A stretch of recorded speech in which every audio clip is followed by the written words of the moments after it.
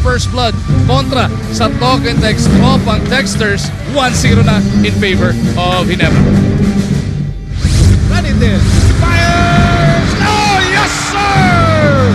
Talk and Text bouncing back here in game number 2. Yung surprise package ng Talk and Text, abay nagpakita rito. So the gambit pays off for Coach Norman Black, leading this best of 5 series 2-1. The mindset of being able to come back and say, we can win this series. Classic series between the People's Champion and the Powerhouse Dynasty. Kulang-kulang ang kanilang lineup but Talk and Text pulled off a decisive victory in Game 3 of the Cebuana Luilier PBA Commissioners Cup playoffs. Meanwhile, ang Ginebra San Miguel nagkulang sa puwersa, putting them yet again in a do-or-die position in tonight's Game 4. May isa pa bang tagay ang barangay? O tuloy-tuloy na kaya ang tropa sa kanilang tagumpay? We will find out tonight dito sa PBA On Active Kampihan na. PBA fans have come out by the thousands once again sa pagpapatuloy ng semifinals dito nga po sa loob ng Smart Araneta Coliseum. Tony Mitchell looks to follow up on a spectacular debut sa kanyang pagtatambal muli dito naman kay Ranedel de Ocampo as Talk and Text goes for the kill here in game number 4. But standing in their way is Vernon Macklin, and of course nandiyan din ang reigning MVP na si Mark the Spark Caguiwa and their legions of supporters as Barangay Ginebra tries to summon their mystique, that never say die spirit, to live to fight another day. It is the People's Champion taking on the Powerhouse Dynasty sa pagpapatuloy ng ating Cebuana Luilier PBA Commissioners Cup playoffs. Mag-umargin po kasama natin one of the 25 greatest to ever play the game of basketball, Coach Jojo Lastimosa. Barangay Ginebra in a familiar position, Coach Jolas. Back against the wall, basketball ang kailangan nila.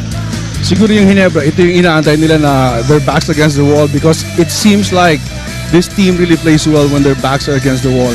And I think this is really one thing that they need to do right now, tonight, is that they have to play desperate basketball. Nung nakaraan, nung game number 3, dapat mag-uumpisa na, Coach Jolas, yung Licorban. Pero parang hindi umabot dito sa loob ng Araneta yung memo.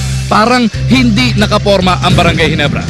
A combined maybe 3-4-20 shooting from the 3-point area for Ginebra, that's not gonna do it for them. And the reason why is that they're actually double teaming itong si Vernon Macklin, and that's the reason why they're kicking the ball out to the locals and they're not making the open shots. And for tonight, in order for them to win, they better make their open shots. That third quarter definitely proving disastrous para sa Barangay Ginebra. Yun nga yung nag-propel sa Talk and Text to take control of that contest. So, etong Licorban, may TRO pa rin naman. Ngayon kaya mailabas na ng Ginebra ang kanilang laro. Dahil nga naman, kahit si Mark Caguiwa sobrang frustrated at napanggit nga niya that they let down the fans. A crowd of more than 23,000 in attendance. Aba, halos karamihan nun umuwing luhaan. You kind of understand yung galit ni Mark Caguiwa dun sa mga teammates na at one point in the game dahil gustong-gusto lang talaga kung may isang tao na gustong manalo dito si Mark Caguiwa, and his frustrations is just showing when he's sitting on the bench when there's nothing really that you can do. Yun ang problema pag injury ka and you're playing a lot and then you're contributing a lot to the team and then there's nothing else you can do. It shows your frustration. Pero ang isang magandang pangitaing nakita natin, Mark Caguiwa joined Barangay Ginebra in their round robin and he was moving pretty well, Coach Jolas. Well, it's different when you're shooting round robins and layups, and it's different when there's a stop and go and somebody's pushing you all over the place. So we'll see in a couple of minutes if we will see him on the floor. So here we go, laban ng Sapula, Sapote. It is gonna be Barangay Ginebra taking on Talk and Text. At Talk and Text naman, of course, they do not want to go to a sudden death Sunday. They want to wrap this up right here, right now, para yung pressure talagang hindi na nila masyado maramdaman. That's the ideal situation for a team who's leading, who only needs to win one more game. But Magu, the closeout games, they always say it's always the most difficult game to win. And this is a closeout game for Talk and Text. But I'm not saying they won't be able to do it, but they have been in this situation, and if ever they go into a game pile situation of do or die, I don't think they're gonna shy away from the competition. Here we go, just moments away from the opening tip. Nakikita natin si Teniente L.A. Tenorio kasama si Mac Marakel, Vernon Macklin, Chris Ellis, and Kirby Raimundo. Makakatapat si Ryan Reyes. Ollie Peak, Ranidel De Ocampo, yung bagong ang import na si Tony Mitchell, at etong si Jason Castro. How about Ranidel De Ocampo? This guy has proven to be the difference maker in the series so far. Sometimes we kind of just forget about Ranidel because he's just so consistent every game, and he is always the toughest matchup for every team. Ellis being guarded by Mitchell as GINEBRA has first crack at the basket here.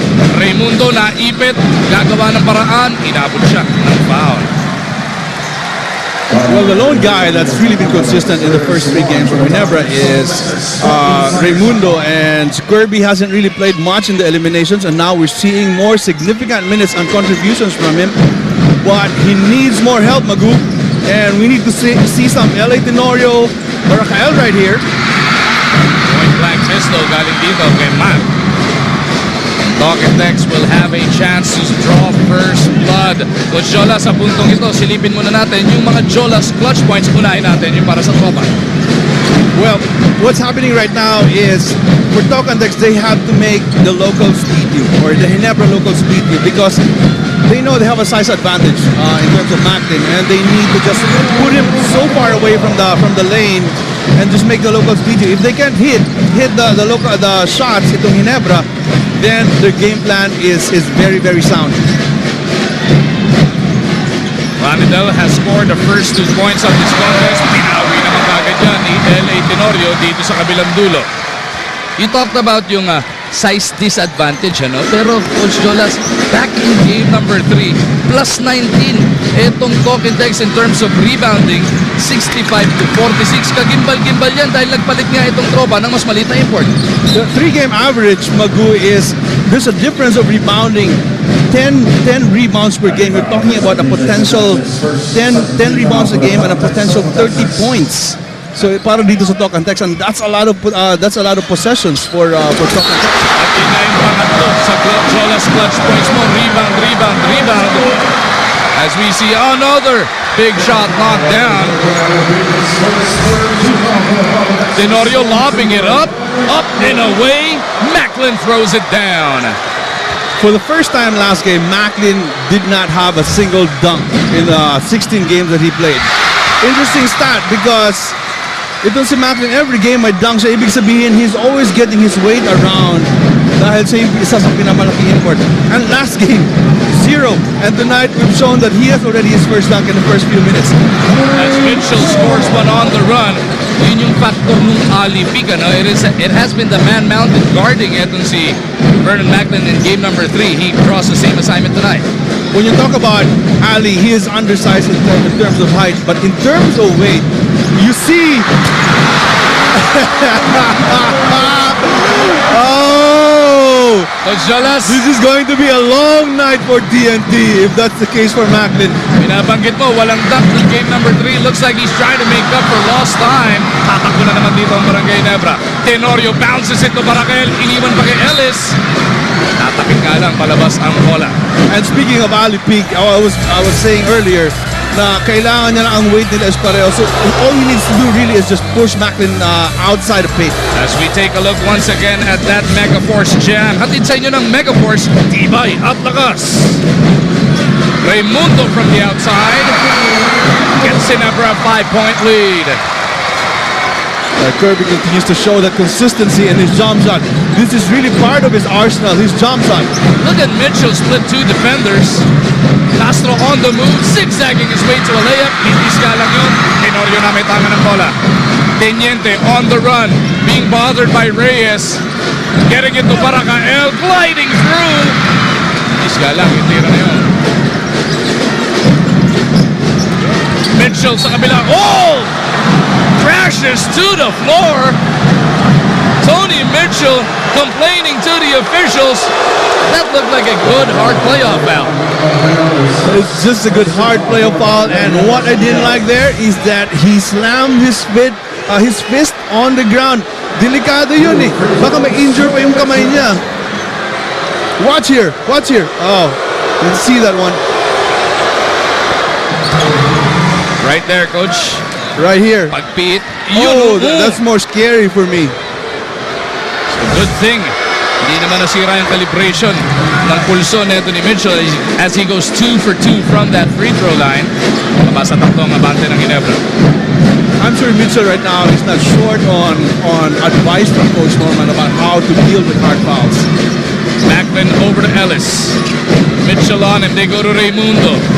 Kirby contra RDO. Pull-up jumper. Raimundo couldn't deliver. Macklin with a rebound. And he is fouled on the pass.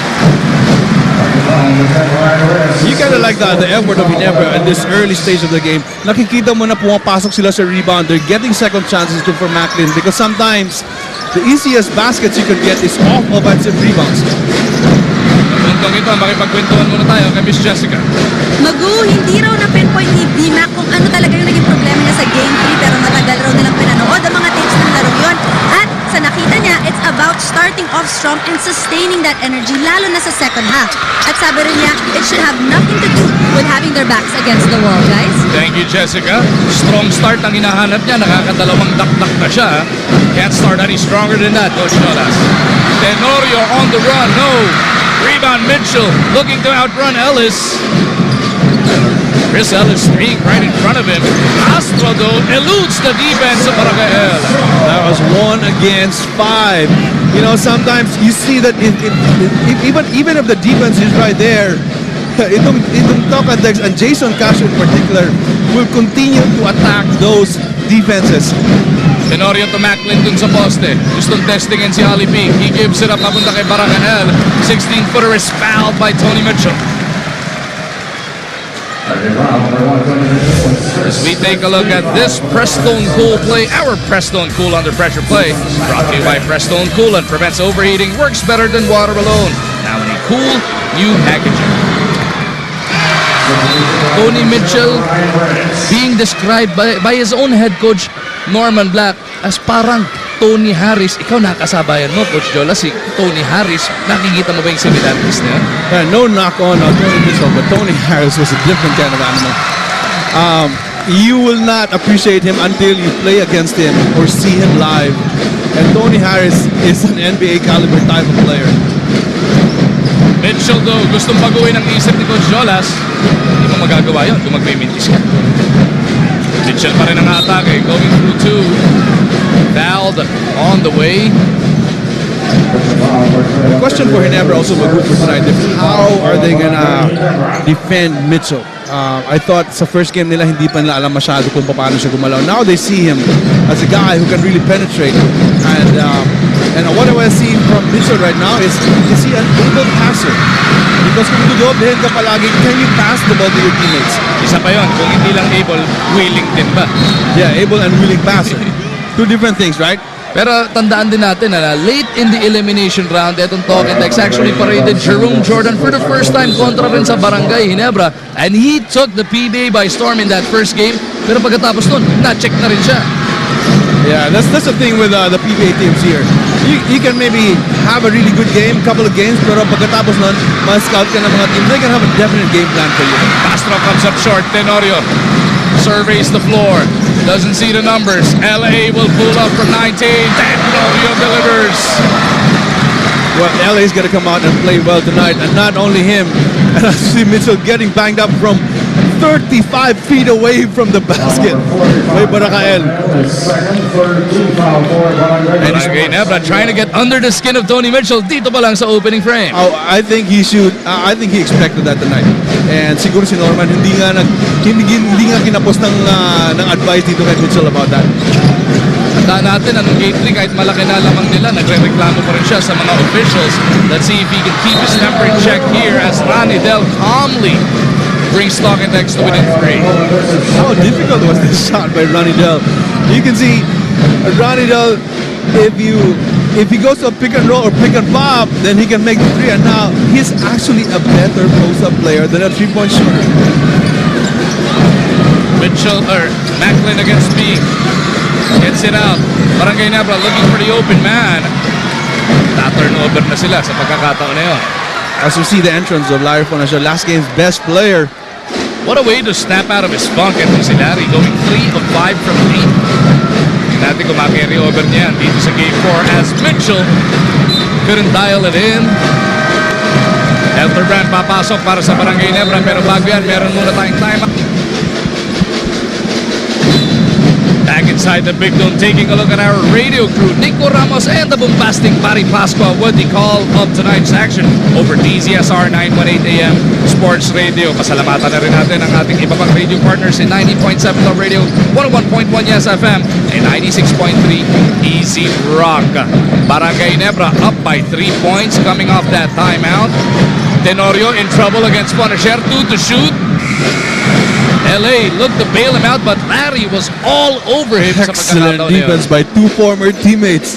Alam mo, last game, last 3 games sila yung nagkaka-match up eh. Nakikita mo na walang kaibigan sa series na to. John Ferrios already has been deployed here by Coach Norman Black. Pinalitan si Ali B. Mitchell against Ellis. Hirap na hirap, pero still managed to get those 2 points. Yeah, different side of his game right now. You see his jump shot, you see his penetration, now you see his little post-up game. It looks like he's trying to psych out the rookie. May mga dagger moves pang pinamigay, ano? Pagpasok ng tira na yun, as Ferrios has whistled for the foul, nang ayaw niyang papwestuhin si Vernon Macklin. Exactly why John Ferrios is on the floor right now. I think they're gonna go and hack a Mac dito kay Macklin right now, and let's see how he does it, because right now Ginebra is shooting a combined total of 51% from free throws for the last 3 games. Pero laking bonus dito kay John Ferrios. He only averages 7 minutes of action dito sa semifinals. Pero tingnan mo, coach, nag-aambag pa ng 3 points and better than 4 rebounds per contest. That's not so bad. Oh! Kirby Raimundo cleans it up. That would have brought the house down, Coach Jolas. That should have been his 3rd dunk, and you could what happened was that he came from the free throw line. So where was the guy in front of him? Bakit siya nakapasok sa offensive rebound from the free throws? But as Jason Castro looks to silence the crowd with that 3-pointer, kaso na-delay of game sila. Pangalawa na yan, technical free throw parating para sa Ginebra. Mitchell hindi pa sanay ito sa tawag na hindi mo na nga pwede tapikin yung bola palayo after a made basket. And it's probably that habit is gonna stay there for the whole conference. It takes time to get used to it as Tenorio rattles the first one home. Silipin muna natin ang ating Rigzona power rebound. You know, si Kirby Raimundo, brought to you by Rigzona Men with 50% more long-lasting protection so you can do more. 17-15 is the score. Barangay Ginebra looking to add to this 2-point lead. Tenorio in traffic, quick release, no. Macklin, pinura si Castro sa rebound play na yun. Well, I like the aggressiveness of Macklin tonight, though. As we can see in the first 8 minutes in the game, Ginebra probably has already about 4 or 5 offensive rebounds, extra rebounds, and that's really good. And eventually, when you compute that in the whole game, you know, that's gonna result in a 10 rebound difference. Aluseni now part of the 5 para dito sa tropa. Mitchell gustong umatake, pulls up in front of Ellis. Nagawa niyang asintahan so far itong si Chris Ellis.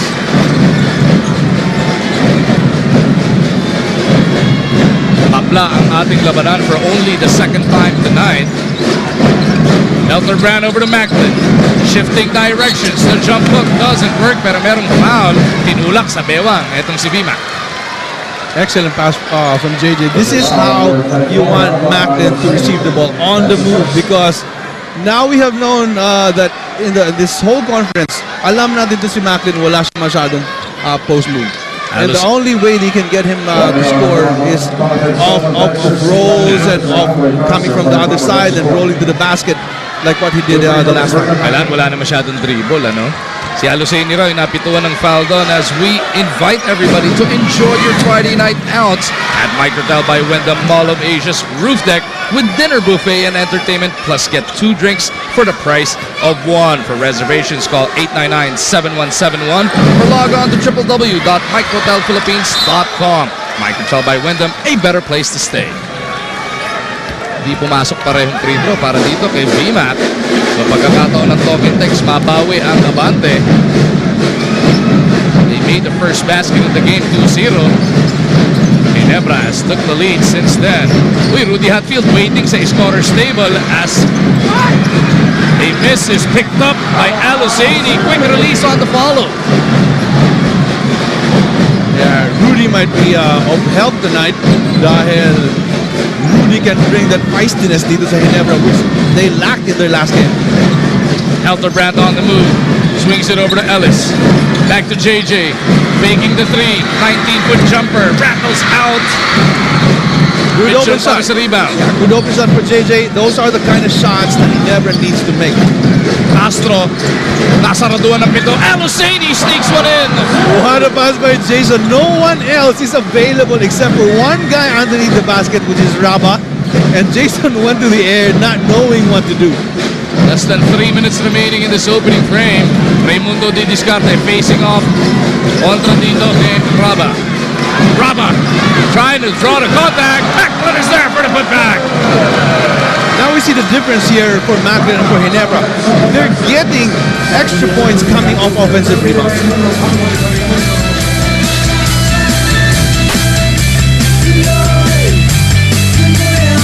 And 100% elastomeric paint. Wala na pong dalawat kalahati natitira sa ating opening quarter. Talk and text, abante pa rin ng dalawa. Yung march on kasama si Coach Jojo Lastimosa with Jessica Mendoza patrolling the sidelines. Shot clock is at 2 para sa tropa. Ferriols comes up with a reverse. What a bailout galing dito kay John. And you could see that pass from Mitchell. Yeah, that was a really difficult pass to make. Ang ilang assist na, Coach Jonas? As the third assist for this game, and he only had one last game. So na-beat niya na yung assist niya for sa last game nila. 300% improvement. 23-21, bawian lang ng puntos dito as we wind down the first 12 minutes of action. Mitchell na muersa, gets his assist! Nowhere to go, throws it off the glass for the jam! I think I've seen that shot before. Grabe naman yung kilos na yun. He didn't have his footing, no legs underneath him. Still managed to get the 2 point. Shot clock is winding down. Urbistondo now part of the 5 para sa Ginebra. His pass slapped away. Alusani tracks it down. Logendeck's defense holding up here as they look to add to this 4-point lead. Mitchell against Ellis. Bibigay ng pick si Ferriols. Nakipit. Na-sandwich doon si Mitchell. Tumatakbo Ginebra. Urbistondo lobs it up. Oh! This opening quarter not short of any highlight. And Mitchell is probably hurt.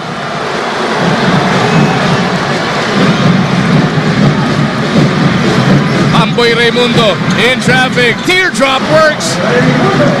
So I got to question the defense there for Ginebra.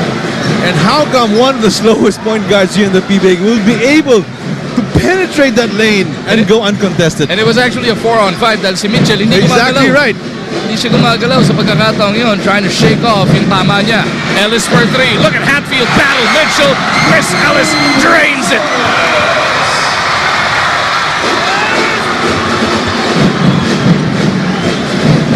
And Mitchell right here shaking off the cobwebs a little bit.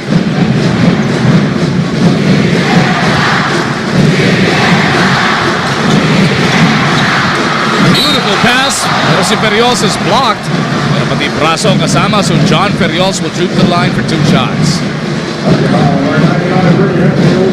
Tony Mitchell bringing more from his arsenal in this game 4. And it is the kind of adjustment that he and I think the coaching staff of TNT expected in this kind of situation where Ginebra, alam na niya kung anong gagawin ni Mitchell. And ngayon, meron na siyang gagawin kung anong dapat mo gawin pag dinodouble team. And now we're seeing the other side of his game. Opening quarter pa lang, nagagawa na kagad niya yung adjustments niya. Yan si Coach Norman Black, inuunahan, ina-anticipate niya yung magiging depensa ng kalaban. I think he also knows that Tony Mitchell is also capable of doing that because he is a guard. Okay, if you're a guard, definitely if you can score, definitely you can pass. D-League MVP sa Estados Unidos. Urbistondo has this first quarter winding down. Urbistondo's in trouble. Gets it out to Macklin. JJ for 3. No go. Urbistondo trying to beat that buzzer. Does not work. So at the end of the first 12 minutes of action, at Talk and Text magbabaon ng 3 puntos sa kalamangan. 29-26. What a duel it has been. Etong si Tony Mitchell showing us his moves. Pero hindi rin naman papahuli si Vernon Macklin dito sa kabilang dulo.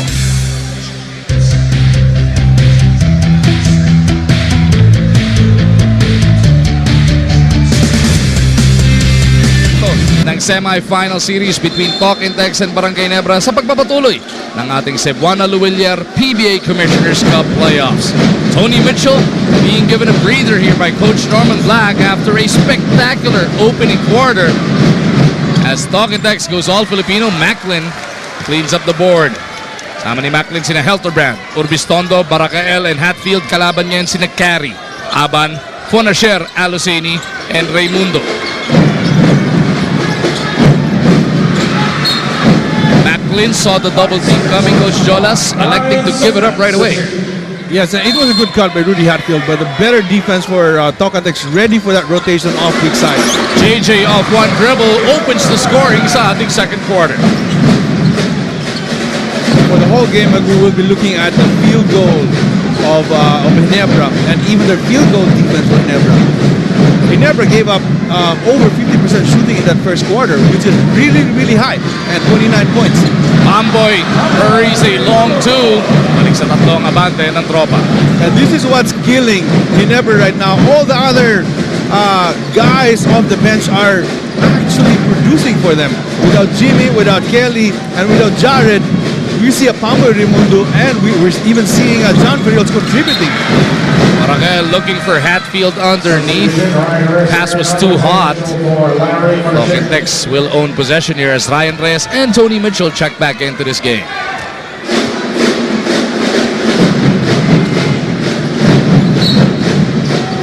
Bistondo playing denial defense on Pamboy Raimundo. Si Aloceni na nagtawid ng bola doon. Helterbrand whistled for the personal. Sideline inbound to para dito sa tropang Texters.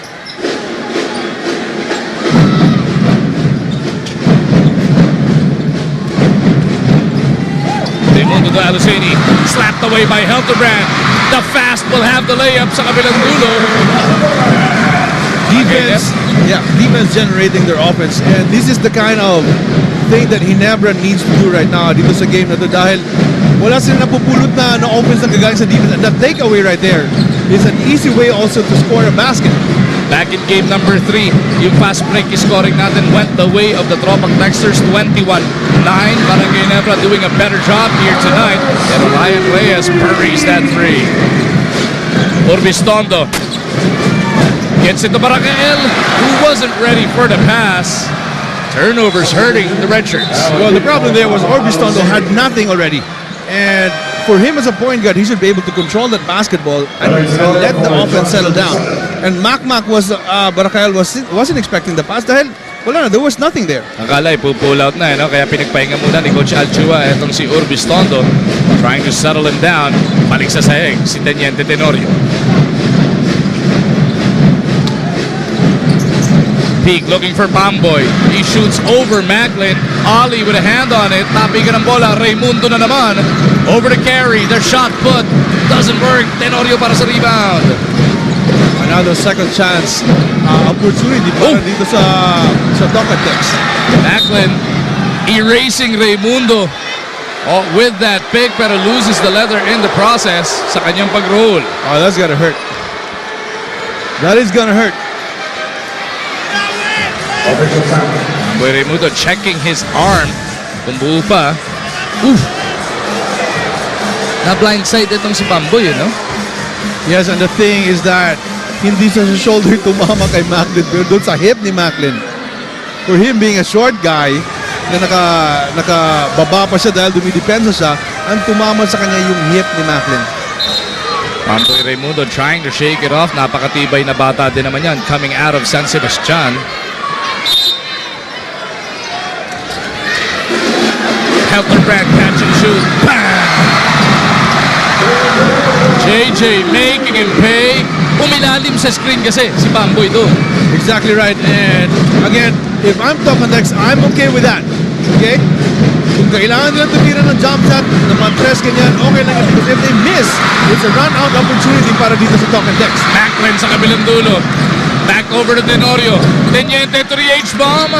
Meron ng foul. What transition defense dito pa sa talk and text. You see, akala mo si Macklin nag-iisa na lang, and within a second or two, 4 na talk and text yung bumaba.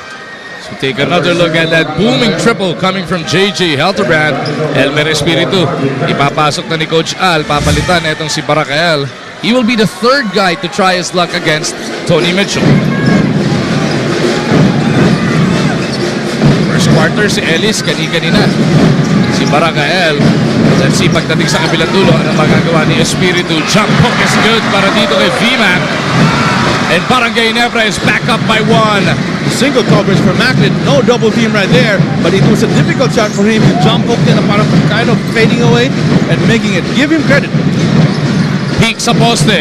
Macklin all over him. The one-hander. Ali delivers. Back at you, Macklin.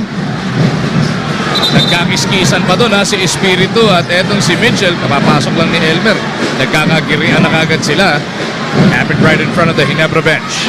Well, anong nangyayari dito? Ang pinapagawa lang ni Coach Francis kung sino yung babanday dito kay Mitchell is parang full denial dito kay Tony Mitchell. L.A. Tenorio lighting it up from deep. He's got 8 points. In the third game that they lost, Magoo, we have to go back there. Actually, dikit yung laban nila as Mitchell goes to the basket for an end one. Dikit yung laban nila except dun sa fourth quarter na tinambakan na sila ng Ginebra. But this is exactly how the game was played in the third game. So for Ginebra, in order for them to win this game, they need to just sustain this game. Mitchell completes the 3-point play. He's got a total of 13. Tenorio looks to settle down. Etong mga nakapula, abante na naman ng isang tropa. LA to Hatfield, back to LA. RDO switching out on him. JJ na naman. In and out, tapigan ng bola. Mitchell recovers and he is fouled by Espiritu. Well, you can't complain about that set. It was like actually good pass by LA on a wide open JJ Helterbrand. Eto, dahil complete denial ang balak ng Ginebra kay Mitchell, siya na ngayon ang didiskarte para makahawak ng bola. The three-pointer is a bit short. Tenorio on the run. Tatlo kalaban. LA. Foul there by Jason Castro. And a good sprint back by the official also. Kaya niya sumabay, ano? Kaya niya sumabay kay LA. Hirap gawin ito. Onasher nagbabalik para dito kay Ryan Reyes. Okay, you see the substitution pattern of Coach Norman here. 2 minutes, 3 minutes, 4 minutes. JJ continues to sizzle. He's got a total of 9 points already. Patawag ng timeout si Coach Norman Black. 40-39, Barangay Ginebra up by 1.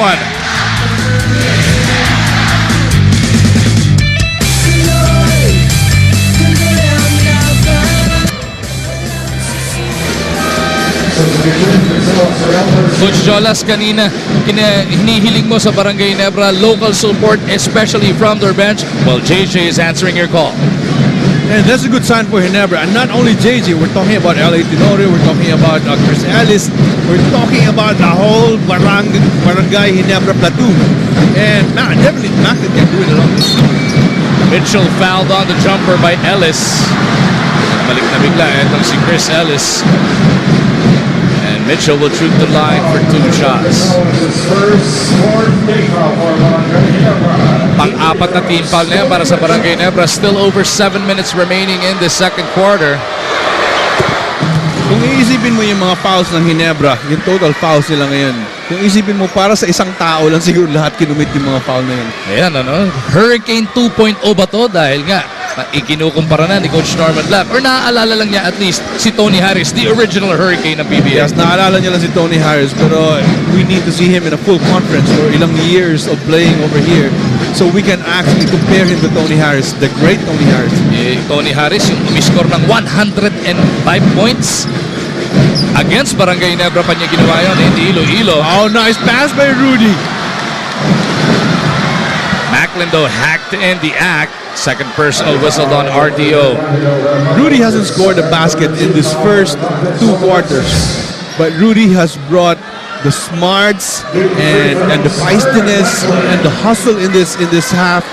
Dahil ito yung kinakailangan ng Ginebra and really typifies a Ginebra player na laban na ng laban. Rudy Hatfield has missed the last 2 games because of that sprained ankle he sustained back in the opener. Definitely a welcome addition back para sa Barangay Ginebra. Backlund goes 2 for 2. Barangay Ginebra back ahead by 1. Bonasher kontra Helterbrand. Pupunta na sila kay Tony Mitchell as we send it over to Jessica Mendoza. Alam mo, magkukasing init ng laro natin ngayong gabi ang huling huddle ng Talk and Text as Coach Norman insisted na kailangan nilang tapatan ang pagka-agresibo ng Ginebra. Sabi pa nga niya, we are letting them get away with far too much. Kailangan daw nilang paglabanan ang bawat possession at ang kanilang posisyon because he said no one else is gonna do it for them, guys. Thank you, Jessica, as everybody's jumping up and down here dahil pumito ng goaltending ang ating officials. And ang pinakamalaking problema, it was a late call. Nakalog ni Ellis yung board eh. Pero they did not blow the whistle until masalo ng Ginebra yung bola. Well, the question there is whether it's a delayed call or not. But they have to make the right call. If it was Ginebra who touched the board, then the basket should be counted. And everybody doon sa barangay up on their feet.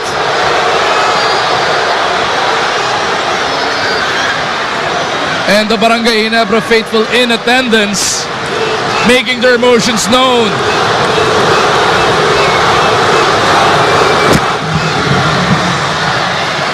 Pumasok tayong technical free throw. Take another look at it, Coach Jolas.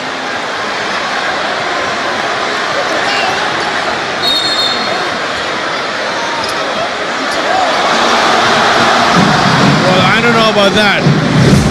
Wala pa sa ring yung bola nung nakalog ni Ellis eh, no? Pero it's really hard to judge on that singular angle na nakita natin.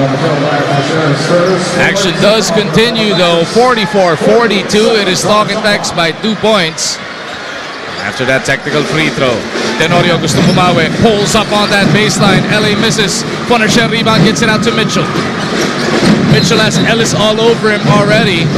He is fouled. Second personal foul whistled on the rookie.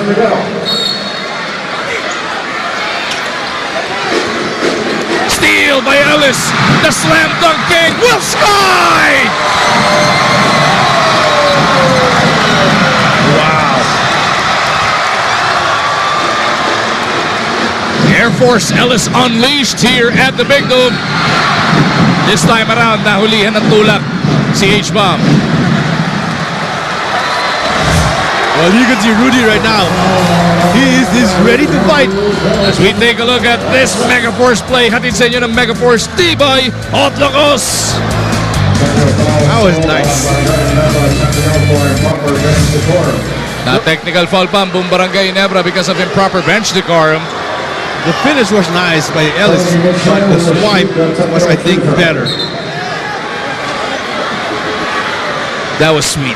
Yun yung talagang hindi na nakahabol si Mitchell. Parang, whoop, nawala. Yeah, the defense was the kumbaga icing on the cake. I know the dunk was the icing on the cake.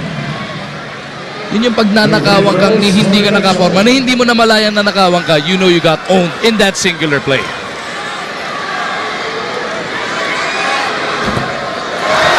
Mitchell misses on that one.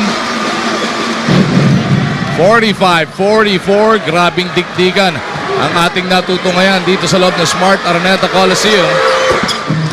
Mitchell splits. Good enough for a 2-point lead para sa tropa. It looks like Mitchell is a so much better player now as we look at him in the first half than the third game. Tenorio against Bonasher. You've been loving that matchup, Coach Jolas. Kilalang kilala ng magkalaban ng isa't isa. Ellis gets it over to Helterbrand. Hesitates on the 3. JJ on the run. In and out. JJ gets his own rebound and is fouled. we are seeing the fight in Ginebra right now, which is really a good sign. Yung pang mga player na mga veterano ang nagpapakita ng fight dito sa Ginebra. JJ Hildebrand, Rudy Hatfield. The Ginebra time machine once again in full effect here, as the Fast has done it from all over the place. He's gotten it on the run, he's hit the long bombs, and now he's getting it from underneath. Nakikipagbakbakan doon sa malalaki ng tropa. Yun ang kailangan mo dito sa mga game na ganito, back against the wall. And the lone guy na may-miss natin tonight is just Mark Kagiwa. Nasa alam ko na frustrated si Mark, and I know he really wants to contribute tonight. We saw him moving a whole lot better during the warm-ups, pero still yet to make an appearance here in the semifinals. Castro to the right side. RDO fakes off Hatfield. RDO loses his footing. Offensive foul napito sa kanya. Excellent goal. Excellent goal. Ellie was right there in his path going towards the basket. At ang mas masakit pa doon para sa tropang Texers, ikatlong personal foul yan ni Ranidel De Ocampo. As we take another look at Tenorio taking the brunt of that contact. Diretso na sa bench. Etong si RDO. 46-46, just over 5 minutes remaining in this first half. Tenorio over to Hildebrand. Pick galing kay Raimundo. They go cross court. LA for three. Bang! What a find by JJ Hildebrand. A cross-court pass. 11 puntos na para kay Teniente Tenorio. Castro gustong bumawi. Gets it over to Peak. Ali, Matalas, Macklin for the rebound. Here comes Ginebra. Hildebrand goes to the right side. Punches it through! Coach Norman needs a timeout right now. He needs a timeout.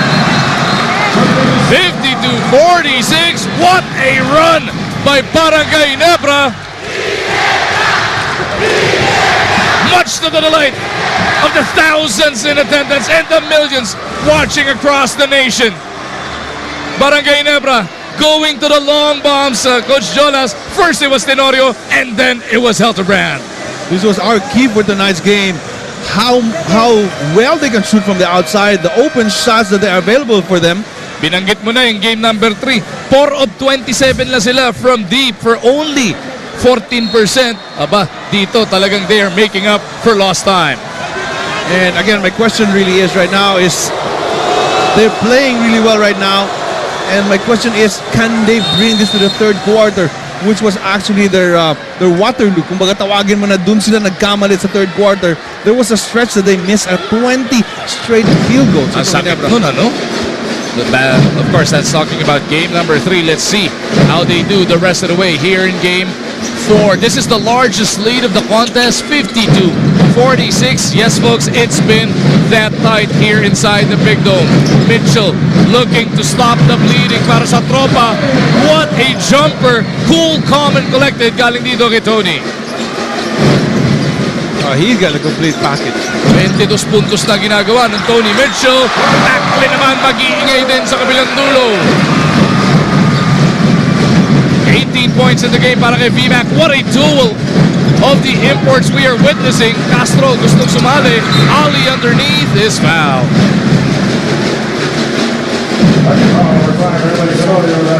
Tenorio whistled for his first personal. Ali Peak at the line for 2 shots. Tony Mitchell already has 22 points in the first half, and Macklin has 18 in the first half. Macklin only had 16 or 17 in the third game. And we see an explosion for both imports. As we also see our Fresco Fresh Face, brought to you by Rain or Shine Fresco, the first and only odorless, antibacterial, and 100% elastomeric paint. Wala na pong 4 na minuto na titira sa ating first half. Ellis in traffic will have to earn his points from the line. Ball number 4, Marvin Harris first. Free throws, Chris Ellis. Chris Ellis here in the semifinals, averaging better than 9 points per contest. Ano maganda dyan, may kasama pang 5 rebound kada laro. He hasn't had that spectacular game yet. Is he due here tonight, Coach Jolas? Well, I'm not saying that he's due for a big explosion, Pero because si Chris Ellis actually is kind of a role player when you talk about in the whole scheme of things para sa Ginebra. He's going to defend the best scorer ng kalaban nila, and if you get baskets from him, points from him, it's going to be a plus for Ginebra. I'm not saying that he's a capable scorer. Yeah, ka naman. Of course he is a capable scorer, pero ang hinahanap sa kanya ng Ginebra is his defense first. He's got 6 points, good enough for a 6-point lead para dito. Sa mga nakapula, Ryan Reyes back on the floor, gets it over to Mitchell. Tony Mitchell kontra kay Ellis. Wants to back it down at the post. Nice sundot galing kay Ellis. Mitchell had to scamper, 5 to shoot. Mitchell is in trouble. Natapak pa dito sa sideline.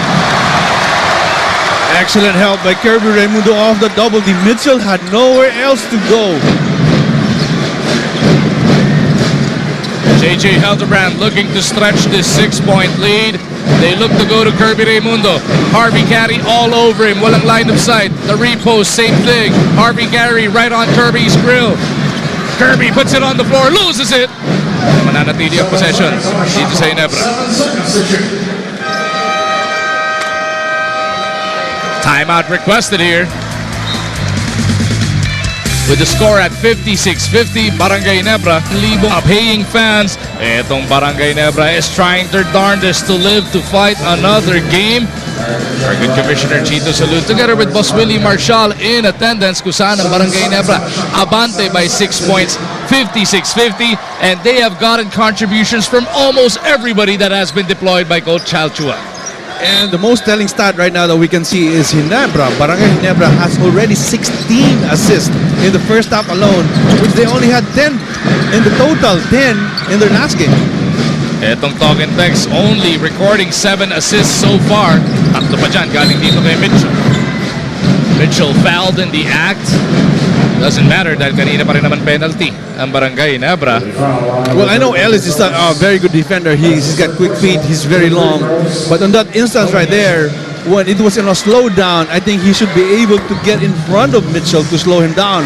Because the whole way from backcourt to frontcourt, Mitchell, he was just right beside him.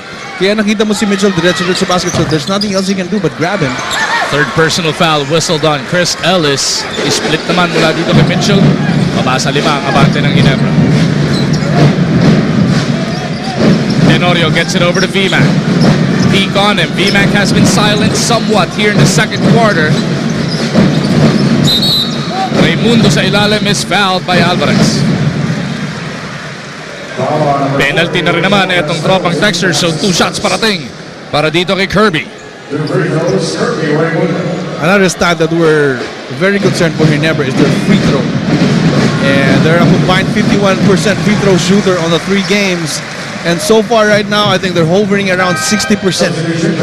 Witness hard-hitting MMA action in PXC 37. Si Crisanto, the slugger Pipitunge versus Michinori Tanaka ang ating mapapanood sa May 18 po yan, alas 7 ng gabi sa Inaris Sports Arena at alas 9 ng gabi mapapanood via satellite dito lang sa Active. 58-51, a brand new largest lead of the game para sa Ginebra. Less than 2.5 before we go on break. Nice steal by Urbistondo, slapping it from behind. Tenorio will set this one up. Teniente spinning into trouble. Gets it out to Raimundo. Here's Urbistondo for 3. Rattles it out. Castro to Mitchell.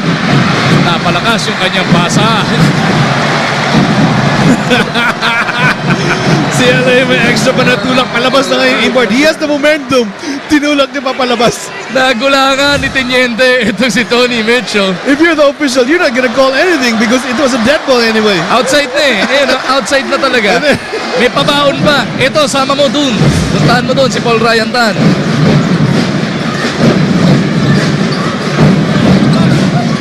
Macklin tagged underneath. 2 free throws parating na naman para dito kay Vima. And right now, I'm not so sure. I think they have that idea. If Macklin gets the ball inside, hindi na nila papabayaan na shoot ito si Macklin ng malinaw. Kundi hawakan, foulin mo na. Anyway, Alvarez is there to consume his 6 fouls. Macklin now 5 for 8 from that 15-foot line as we say hello sa lahat ng nanonood din sa atin over Action TV International. nasa Middle East, sa mainland America, nasa Guam. Kamusta po kayo lahat? Sana nag-i-enjoy kayo sa brand ng basketball ng mga Pilipino. Ito, PBA, there's nothing like Filipino brand of basketball. 60-51, Barangay Ginebra now erecting a 9-point lead. Castro duman sa Pignali. Now through Alvarez. Castro pa rin is held back. Kirby yata napituan dito. A strange and unusual move para dito kay Coach Francis. Ang pinapabantay niya dito kaya sa import na si Tony Mitchell, itong si Orbis Tondres, is pinakamaliit na players. What does do to the whole scheme of things? So ang mangyayari dito kay Mitchell, instead of him being so effective from the outside, he's gonna bring this guy inside dahil maliit nga eh. So now they can send a double to him. Oh, pwede na rin hindi siya magtawid ng bola. Kanina siya na nagtatawid dahil dinedeny siya para makasalo. Let's see how that goes. Pang-apat na yan si Orbis Tondong tinetesting. Ibantay dito kay Mitchell. Macklin kontra Peak. Fouled from behind by Aban, and everybody just not giving an inch here. No easy baskets, Coach Jolas. A minute and 12 na titira, pero nasa first half pa lamang tayo. They want Macklin to earn his baskets off the free throw line. We know he is somewhere around 50% free throw career dito sa PBA in the conference. Just under. So far, But the thing T-Mac is, has made him pay 7 of 10, 70% yan. But the thing is, he's shooting very well tonight, and sometimes even Shaquille O'Neal, as dreadful as he is in the free throw line, there are some nights when he looks like he shoots like John Stockton. Yun. Ano yun? You make him when they count. Yun ang sinasabi niya, yun ang niyayabang niya. And right now, Macklin is showing it. 8 of 11. Etong si VMAC for 22 points. 1 away from the total. Neto naman ang import ng tropa. And talking about free throw shooting, si Macklin was able to win that game against Rain or Shine off a free throw. Grabe, ano? So it means that he has the fortitude to make it. Mitchell against Orbis Tondo. Natapikan na naman. Mitchell all the way in the backcourt. 3 to shoot. Mitchell a 3 on the run. No, Alvarez is there for the stick back. Oh, VMAC thwarted there by Alvarez. Muntikan na makanakaw ang Barangay Ginebra. Good hustle by Rich Alvarez, and itong si Raba Al-Husseini coming off a transition defense na walang naiwan doon sa defense nila. Helterbrand on the move. Butota from behind. Nanatili ang possession dito sa Ginebra. Coach Al wanting to map this next offensive out. 30-second timeout ang nirequest niya. Well, right now, he is in a comfortable lead, but you don't want, in the last 39 seconds, na magkaroon ng mini run itong Talk and Text going into the halftime. And kailangan mo just to preserve this lead right now. Tandaan natin, lalo na because of kinikwento mong what happened in game number 3, every point counts right now para sa Barangay Ginebra. You want to build a big enough lead dahil sigurado magraran at magraran yung kalaban. Exactly right. And isipin mo, sa game 3 nila magul, lumamang pa rin sila sa halftime. I think they were up by 6 points until that run by Talk and Text dito sa third quarter papunta ng fourth quarter. Right now, the lead of Ginebra is at 9. So we take a look at our boss, Bobby Barrero, enjoying this intense action. 39 seconds nga natitira sa ating first half. Tenorio has 15 to work with. Macklin with a pick. LA sees a crack at the defense. Feeds Raimundo. Gets the basket. May kasama pang foul. The difference there is LA's penetration and the screen by Macklin, which enabled the other guys to help. And Rich Alvarez has no recourse there but to help and recover. But he was too late for the recovery. Look at the confidence of Ginebra. Hindi na nagpadala ng rebounder para kay Kirby. Hindi naman sila ipapahiya. Neto ni Raimundo. And right now, we're seeing the matchup of Orbis Tondo and dito kay Mitchell. Dadali niya to sa poste. No, hindi. Sa labas na. Sa labas na yayariin to si Raimundo coming out to help. Pamboy on the other end gets it out to Al-Husseini. Raba delivers the 2 points. I think that's a technical foul for Tony Mitchell. Oh, delay of game na naman as he slapped that leather away. That's the third infraction. Yung una warning, ito pangalawang technical na. So hindi pa rin nahuhuli ni Tony Mitchell yung rule na yon. Yeah, nagpapaliwanag siya sa ref. di ko matanggal-tanggal sa sarili ko eh. Kasi kararating ko lang. Rep, hindi naman sadya eh. Hindi Pwede ba yun? sadya. So we have our own set of rules here that he needs to abide. Yun ang problema. Okay, may panggulat factor ka if you bring in an import late. Pero, yung adjustment naman niya on how the game is played here, yun naman ang backfire nun, Coach Jolas. Yes, isa na nga dyan, bawal ka humawak ng bola after a shot. And the other factor is also the physicality ng game dito. Physical in the States is different sa physical dito. Yung physical dito medyo madiin eh. Mitchell at the post, or Macklin at the post rather. 8 seconds remain in the second quarter. Nice spin by VMAC. Mitchell with a rebound, 3 to go. Hail Mary from half court. Maaga-maaga yun. JJ nakabawi pa ng tukol doon sa kabilang dulo. At the end of the first 24 minutes of action, it is Barangay Ginebra sitting on a 10-point lead. 65-55, Vernon Macklin coming out to play a near double-double already, 22 and 8. Sama mo pa yung 4 na dakdak doon, pero hindi rin naman pauhuli yung import netong tropa. Kaso, down sila. Join us back at the half inside the Smart Araneta Coliseum. Ang Barangay Ginebra po, abante ng 10 kontra dito sa Talk and Text Tropang Texters. Mag-umargin pa rin po kasama natin one of the 25 greatest to ever play the game of basketball, the truth. Coach Jojo Lasimosa, binabanggit ni Richard na yung sustainability, yung paano isusustain ng Ginebra ang pinaka-main concern para sa kanya. Is that all Ginebra should be worried about right now? Yes, I think so because it has been their problem in the second game and the third game. They were leading on both occasions and ang nangyari sa kanila, there's always a stretch na nanghihina sila and they allow Talk and Text to have their run and sometimes the runs goes to 20 possessions without scoring, so that's really bad. And for Ginebra to win this game, they need to sustain their intensity and even their outside shooting in the third and fourth quarter. Para maintindihan natin paano na itayo itong 10 puntos sa kalamangan, pasadahan natin yung kanina natin pinakitang Coach Jola's clutch points. Unahin natin yung sa tropa.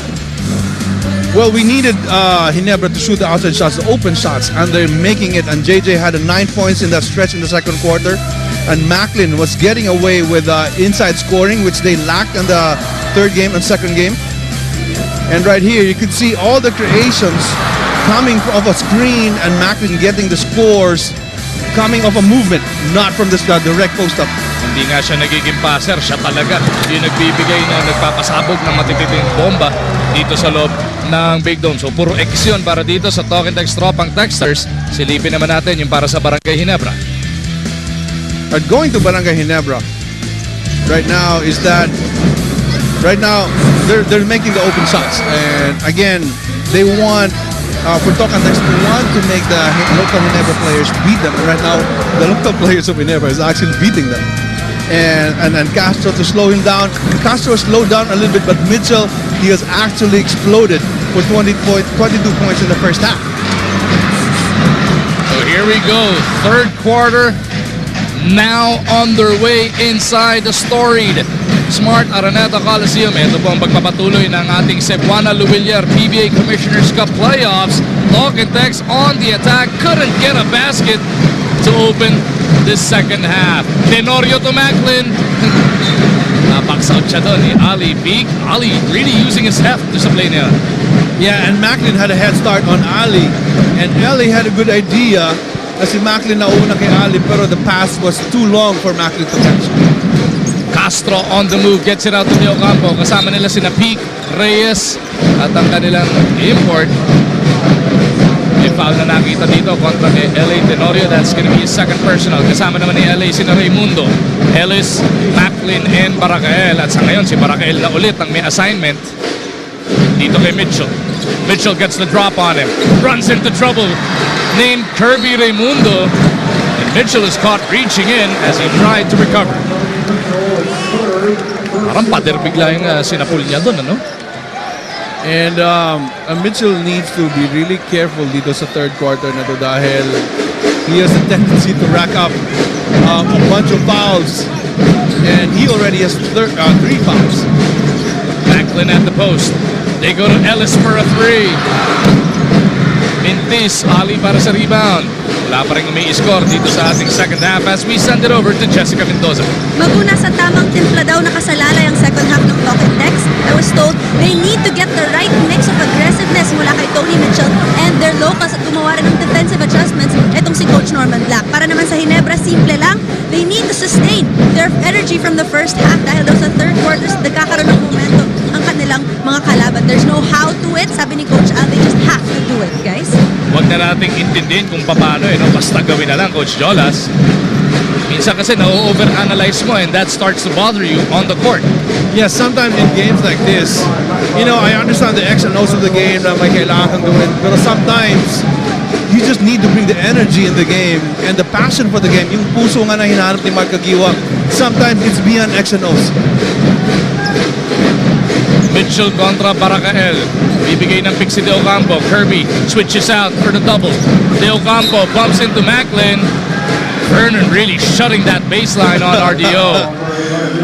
Well, I don't know why he needed to shove itong si Ronald De Ocampo in that instance because he had him. He had him on that rotation and he is tall enough to bother Ronnie Del. Second personal foul kontra dito kay Vernon. De Ocampo saddled with 3 fouls in the first half, had to sit out an extended period of time. Finally, nakapag-contribute na with his 5th point as we invite everybody to book now at Microtel by Wendam Baguio and enjoy big savings like them on Facebook at Microtel Philippines and follow them on Twitter at Microtel PH. For reservations, you can call 899-7171 or log on to www.microtelphilippines.com. Microtel by Wendam, a better place to stay. Tenorio. Nice. Oh! Everything but the shot para dito kay Teniente. Tumatakbo na ito si Castro. Mitchell is with him. Mitchell bumped from behind. Gets the basket. May kasama pang foul. I thought Castro passed that ball a little too late. But he still was able to recover that pass from Castro and finishing it with a foul. And going back to the play before that, Magu, and those were the kind of open shots I was talking about that you need to make because you might not have that opportunity again. I was talking about the layup of Eli Tenorio in a wide open. Mintis yung bonus. Ellis babawi. Oh! Air Force Ellis taking on all comers. Hindi na nakapormang sumabay doon ang tropa. And again, you get a question, the transition defense dito sa Tokatex that was coming off a free throw. Ranidel misses. Mitchell is there to clean it up.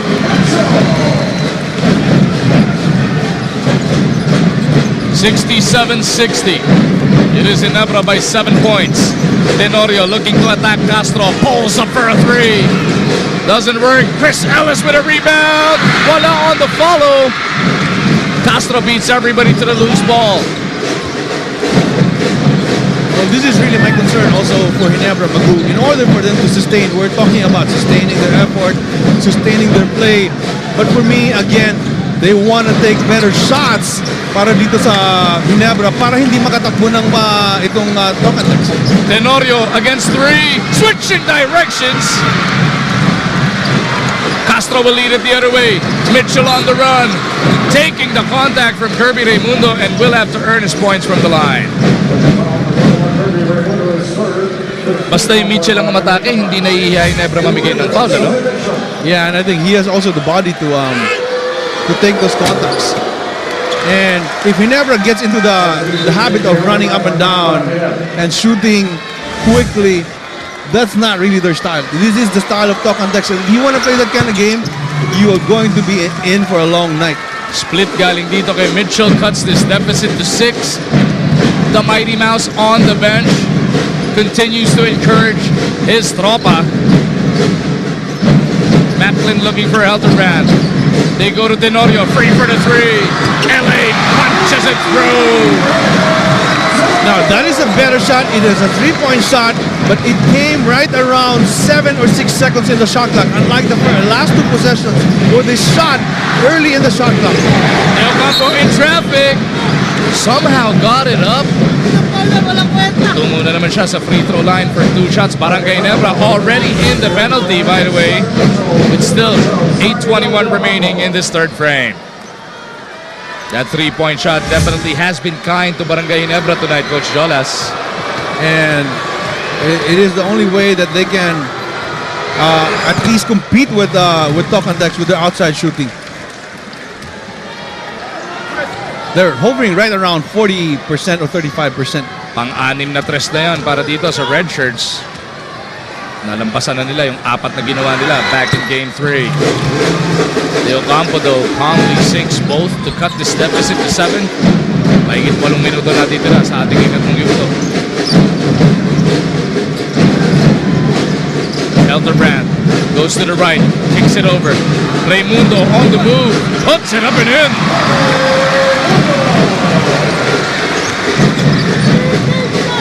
Points in the game para dito kay Kirby.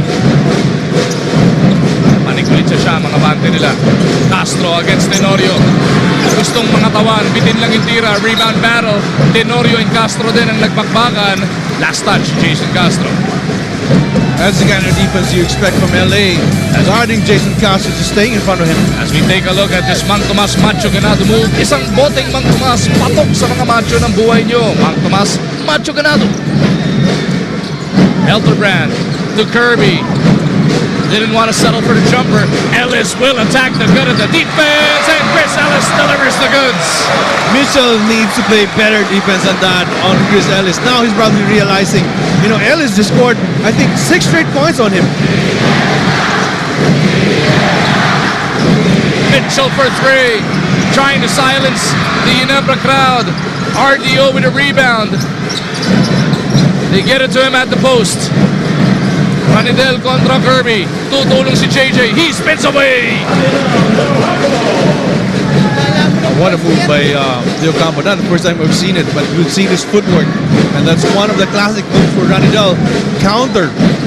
Going middle and countering going baseline. Talk and Text trying to hang on to the coattails of Barangay Ginebra as Macklin and Ranidel De Ocampo get entangled. Foul si RDO. Pang-apat na yan para dito kay Ranidel as we take another look at that. Oh no! He can't do that. What just happened? He can't do. He just shoved Ranidel off his chest, but it's not on his head, but on his chest. But that's a two-handed shove. And Macklin needs to cool down a little bit. And I don't know if he's going to stay in this game, though. And now Ollie Peak is right up on his grill as a technical foul. Ollie Peak continues to have a conversation with the Ginebra bench. Right here, Coach Jolas.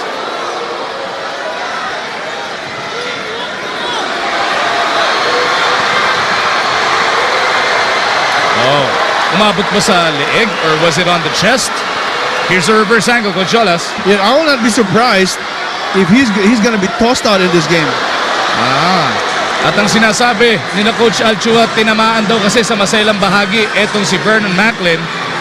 Nung dumaan siya kanina doon sa baseline, we can find that yung action just before that when Ranidel got called for the foul away from play. I will not be surprised if he got a little bit of a shove down there on that sensitive part.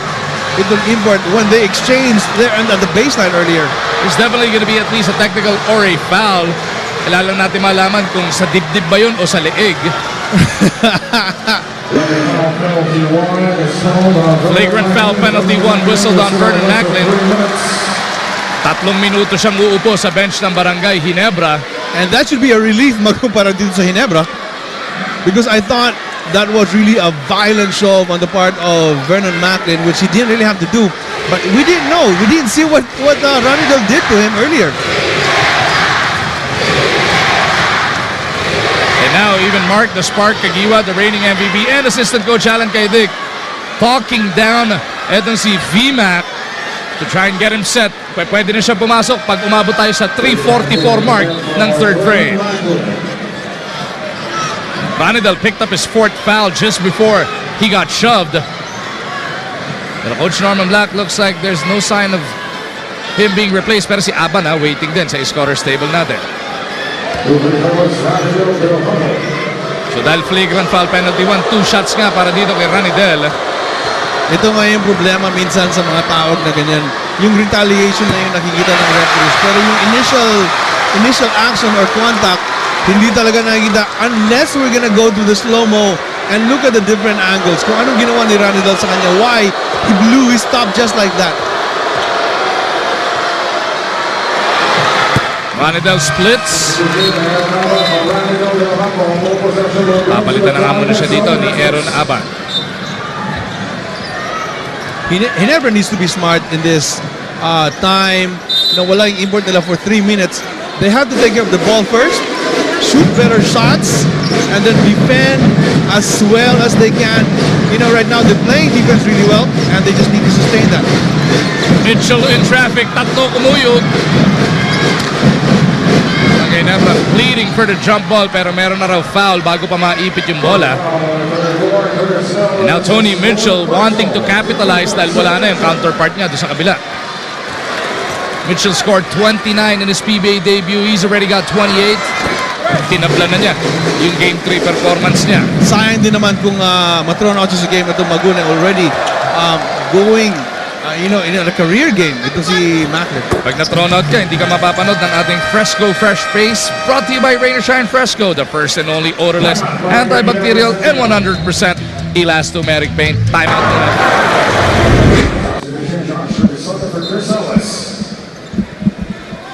Back inside the Big Dome kung saan 11 seconds pa lang ang lumilipas mula nung mapaupo sa bench etong si Vernon Macklin because of a flagrant foul penalty 1. Coach Alchua calling for that timeout. Maybe to try and settle down his boys on the floor, Coach Alas. And definitely something that they need to do without the import for the next 3 minutes. Like that, for example, they need to take care of the ball. That's the first thing they need to do. Castro though goes nowhere on that attack. Tenorio surveys the floor. LA sees a crack in the defense, gets it to the H-bomb. They touch it out. Orbistondo, meron ng foul. Meron ng foul on the pass. Tony Mitchell whistled for his 4th personal foul. That's huge para dito sa tropa. And this is the best time to sit him out because wala yung import sa kabila. So let's not be surprised if Norman pulls him out right now. Tenorio to JJ. Aban trying to keep an eye on the fast. Raimundo will offer the pick. JJ, nanlin lang, gets it down low. The H-bomb looking for the 5th foul on Mitchell. Hatfield battling underneath. Jump ball ang naitawag between him and Aaron Aban. At ito, pa-open na nga ni Coach Norman Black si Tony Mitchell. Dahil nakita niya, bigla na lang si Hatfield pumoste looking for that 5th foul. And Rudy was put in a situation where he's not really comfortable at yung pupostihan niya. Pero nakita niya, import to, so baka kumagat dito sa akin sa ma-foul ako. Baka sakali, no? As Ginebra will come up with that jump. LA for 3. Overshoots.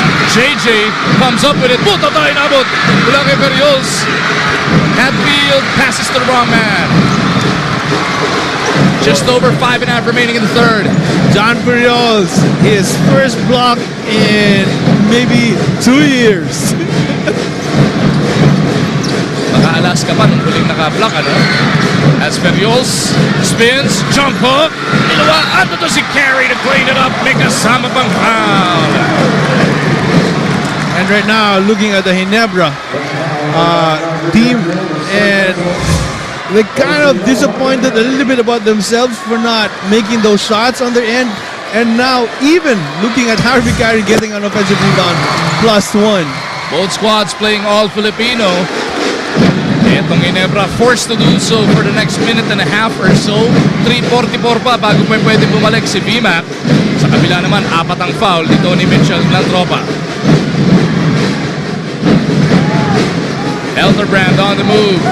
JJ down to good at the defense. Undershoots it. Bonachero on the run. Gets it to Castro. They find Carey on that baseline and Harvey wants them to reset this attack.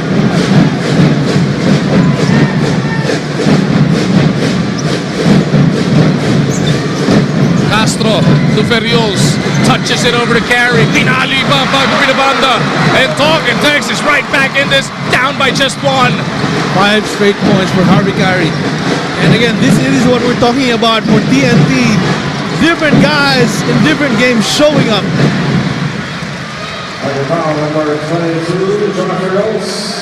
Ferrios whistled for the personal.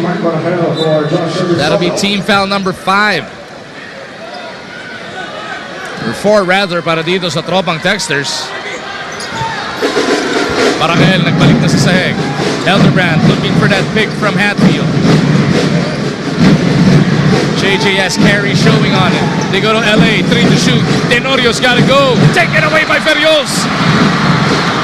John Ferios making an impact right now with his defense. Castro looking for the lead. Attacks, puts it up and in. LeBlur blowing by his defenders, much to the delight of the Sea of Yellow.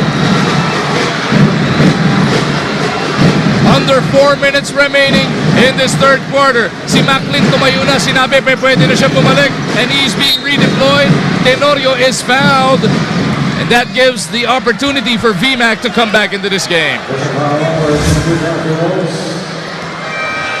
Yun yung matinding blow-by move na ginamit natin ni Jason Castro. And we haven't seen Jason Castro the whole first half getting to the basket, and I think that was one shot right there for Jason na hindi natin nakita in the whole first half.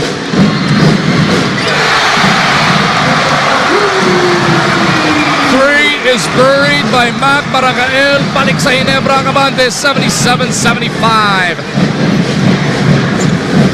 Bonasher babawi. Harvey, nauna yung talon. Raimundo to Barakael. Mac puts it off the glass for 2. Excellent decision by Barakael. He had a wide open 3, but opted to get closer to the basket for that 2 points. What a fight back by Barangay Ginebra. Just when they surrendered this lead, they are back ahead by 4, forcing Coach Norman into this timeout. First the 3 from the left wing, and then they got possession right back. Kirby doing the right thing, and Makmak making sure he gets those 2 points.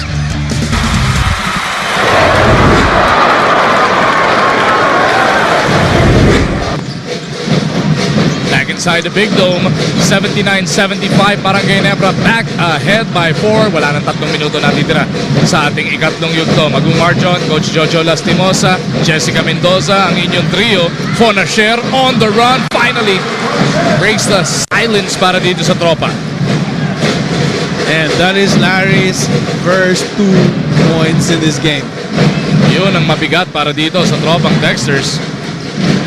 Elterbrand slapped away pero recovered by Raimundo. JJ will reset over to VMAC. Macklin contra Ferios. The jump hook is good.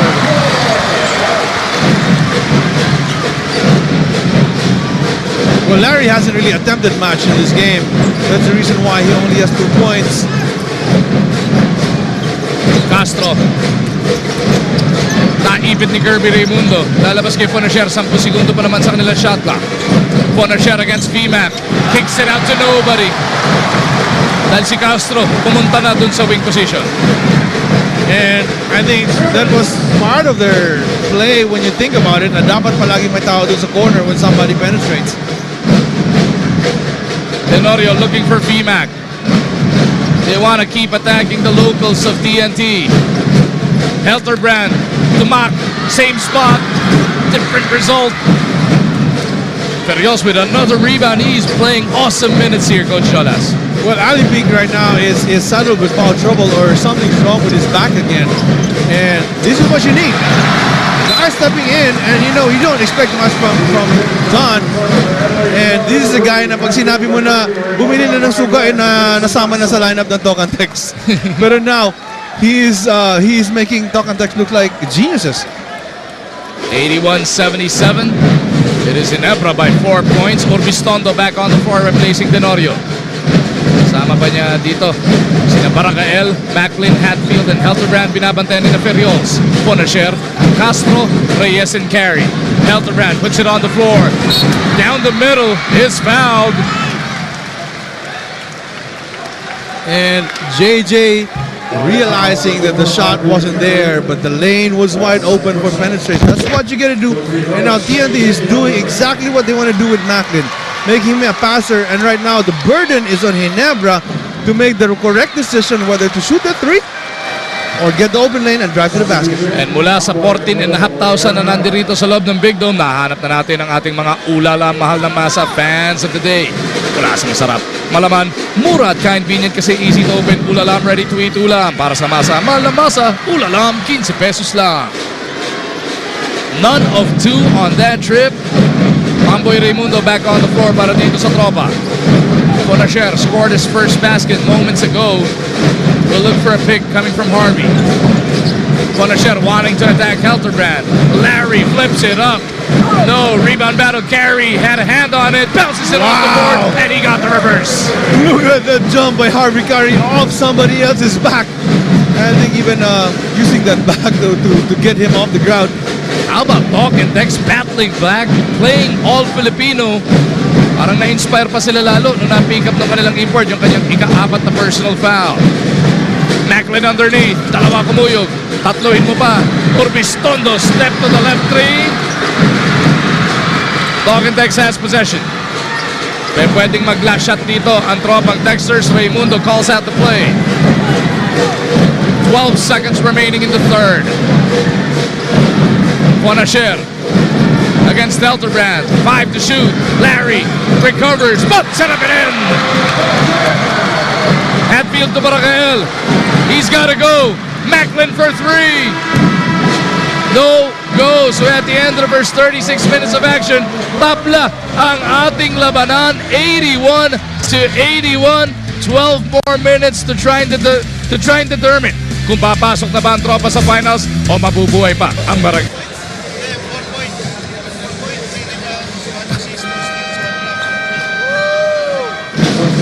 Back inside the Big Dome kung saan yung pinaka-intense na kabarangay ay nakaupo doon sa bench nila. The league leader in scoring has missed the last 10 games para dito sa Ginebra. Pero ang kanyang koponan nakatabla naman dito heading into the final 12 minutes of play. Back in game number 3, Coach Jolas, Barangay Ginebra squandered a 5-point halftime lead. They got outscored by 17 in the third quarter. Dito, they got outscored by 10 in that third quarter. Pero they did enough to at least be tied with etong tropang Dexters. You know what? That's okay. And at least going to the fourth quarter, they're still tied with the TNT. And now, again, we're gonna talk about their end game points because karamihan kasi ng mga talo nila natatalo sila sa fourth quarter. 81 apiece, 12 minutes to go. Harvey Carey kasama itong sina Tony Mitchell, Ollie Peak, Ryan Reyes, and Pamboy Raimundo. Mitchell misses, Hatfield had a hand on it. Helterbrand clears it, gets it over to Urbistondo. Kasama din nila sina Barakael and Vernon Macklin. What a change of direction by the H-bomb, finishing with a left hand. Sa puntong ito, Coach Jolas, makibalita tayo kay Jessica Mendoza. Magu, para sa Ginebra, it's back to 0 to start the fourth quarter dahil nga daw hinayaan nilang makahabol ang Talk and Text. Hindi raw sila pwedeng ma-in-love sa outside shot to survive this conference. And kailangan daw talagang umikot ng bola, which means they need to make passes into the post, guys. Yan ang aabangan natin if they can execute as Mitchell scores in traffic underneath and will through to the line for a bonus free throw. You gotta give that guy credit for getting that difficult offensive rebound and making that shot from literally underneath the glass. Rexona power rebound yan, brought to you by Rexona Men with 50% more long-lasting protection so you can do more. Speaking of doing more, he has outdone himself. 32 puntos na dito, Coach Jolas. And he is as good as advertised. Sabi nga ni Larry, he is as good as advertised after the third game, and now he is showing us a different aspect of his game. Offensive rebounding, even his post-up game, his medium range game, his three-point shooting. Wasn't Talk and Text supposed to bring him in for the third conference? Kasha to sa height limit natin sa susunod, you know? You know, it is scary if he really plays in the third conference, and he is going to be the measuring stick for all imports. Helterbrand fouled by Pamboy Raimundo. JJ troops to the line for 2 shots. Helterbrand already with a tournament personal high 14-point performance here. And they need more of JJ. As we remind everybody na 83 days na lang, mapapanood na dito sa Active ang FIBA Asia. Ngayong Agosto na yan, laban Pilipinas. Helterbrand gets the second to rattle home. This is where the importance of Mark Kagiwa in a situation like this, in a game like this, because Mark, I think he is the lone player who probably is the best in creating a shot out of nothing. TNT's in trouble. Ellis takes it away. Ellis feeding VMAC, and he's held down by Harvey Carey. And he doesn't mind that. I thought that wasn't really a foul na kumbaga mura or cheap shot. Yan, so talagang he was just dragged down.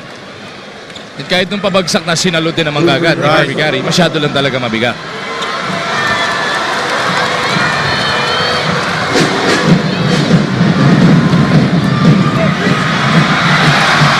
What drama on that first free throw, Coach Jonas. And maybe this is his night. This is the night where everything clicks for him. 9 of 12 from that 15-foot line. Etong si VMAC. As Urbistondo and Raimundo check back in, makakasama sina Macklin, Ellis, and Tenorio. And you will see more of Rudy down the stretch, definitely. And he's being pushed right back in the game by Coach Al Francis. Kaya mo pa ba? Sige, balikan na doon. 2 for 2 para dito kay VMAC. Lamang na naman ang dalawa ang Ginebra.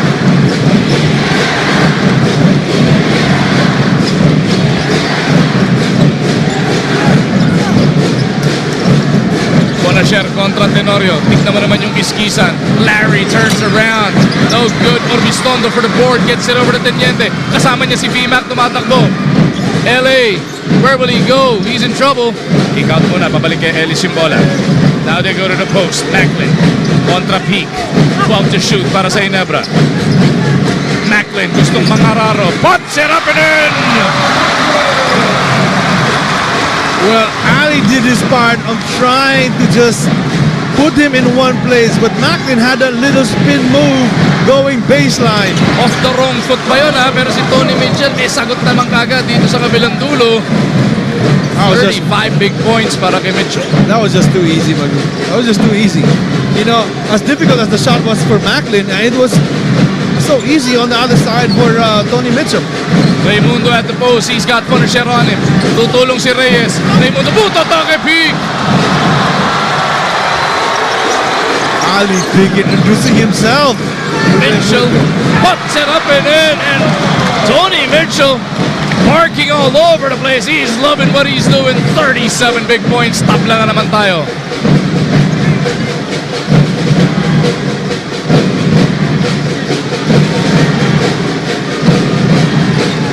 Macklin's already got 28. He looks to attack Ali. Kicks it out. They swing it.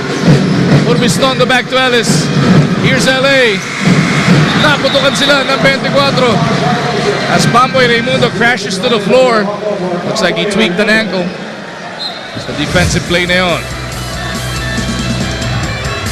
Code Saver miracle shot yan. Hatid sa inyo ng Code Saver. VMAC. Itong si Tony Mitchell, magkabilang parehong Code Saver miracle shot.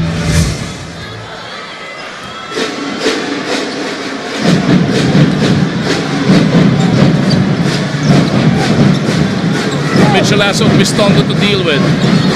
He wants to post him up. Mitchell, butata din. Pero meron na raw foul underneath. Urbistondo whistled for this one. Well, I understand the game plan for Coach Al Francis, but on that situation, Mitchell was already about 15 feet away from the basket, already about 3 to 4 dribbles. And I thought Kirby went to the double a little bit late. As we send it over to Jessica Mendoza. Alam mo, Magu, I was told it was a calculated risk on the part of Talk and Text coaching staff na kunin si Tony Mitchell so late in the conference. At nagustuhan naman nila ang performance ng import nila so far. Pero aminado si Tony that he needed to adjust quickly to the style of play dito sa Pilipinas. Sabi na lang niya sa akin before the game, he will do his best to keep focused para daw whatever they bring, kaya niyang tapatan, guys. And so far, he has brought in 38 points by himself para dito sa Tropang Texters. Si Vernon Macklin naman, just 10 points behind, will be trooping to the line for 2 shots.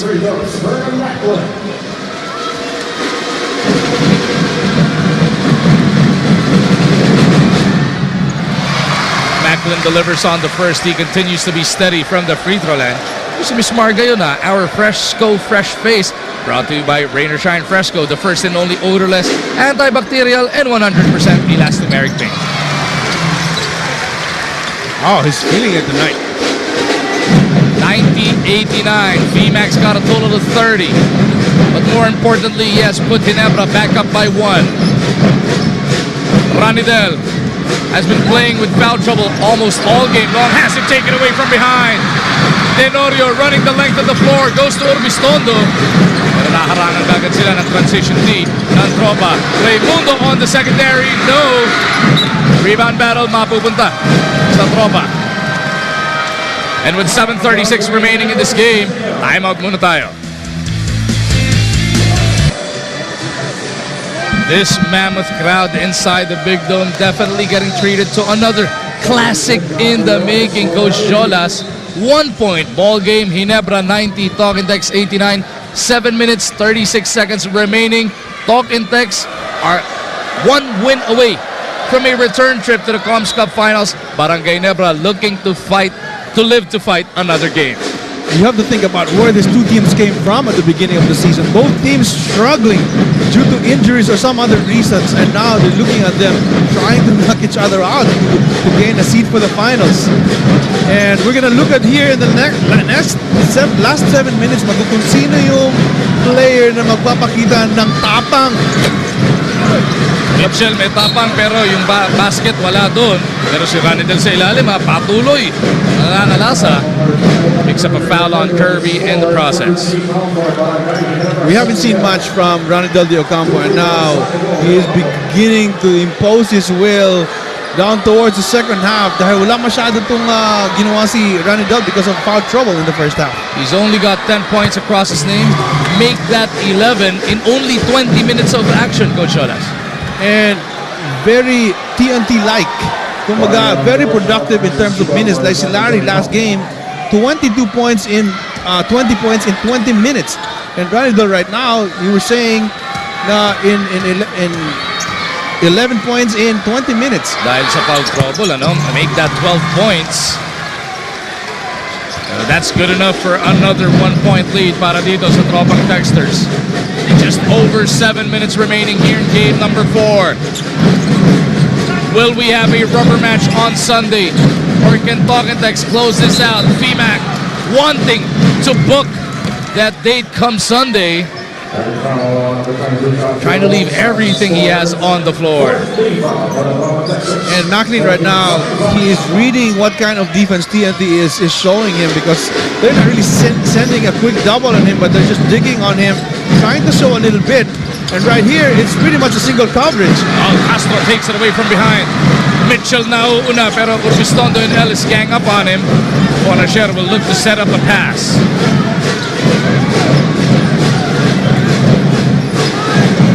Castro through a Mitchell pick as Ellis switching out on him. They get it over to Tony. Takes the contact and will through to the line for 2 shots. Pero he looks shaken up here, Jonas. Well, he can take that. And I think he got hit down towards the gut on that little floater.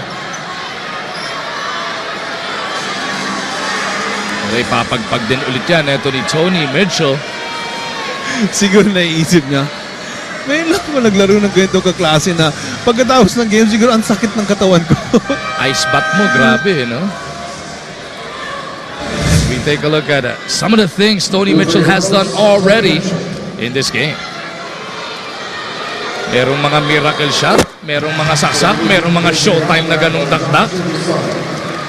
He's done it from everywhere, Coach Jolas.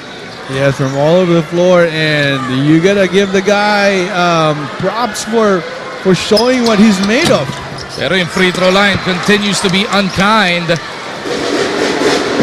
Dito kay Tony Mitchell, he's got 39. Tenorio gets it over to Kirby, 14 to shoot. Raimundo contra De Ocampo. Kirby makes his move, almost lost the dribble. At natapak na nga doon sa baseline doon.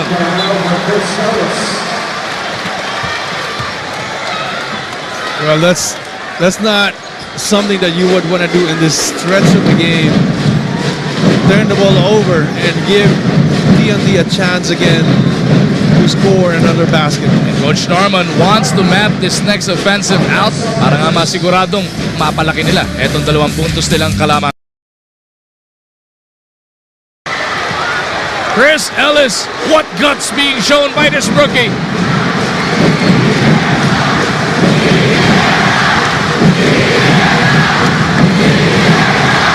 Castro trying to get them set against the chance of Ginebra.